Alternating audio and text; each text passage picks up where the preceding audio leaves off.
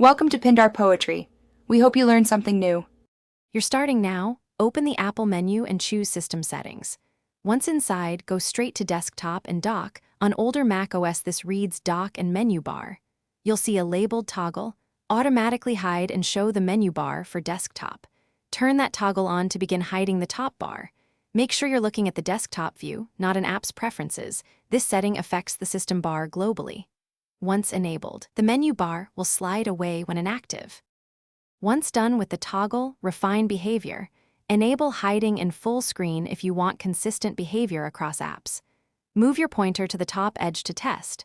The bar should reappear instantly so you can access menus.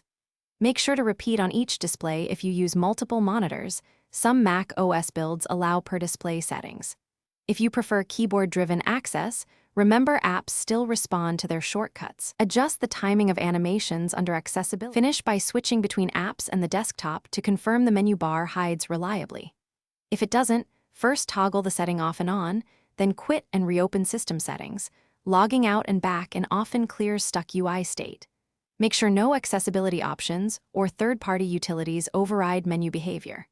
Only consider resetting nvram/smc if other interface problems persist. That's a last resort. If the bar reappears unexpectedly, check for background apps that modify the menu area.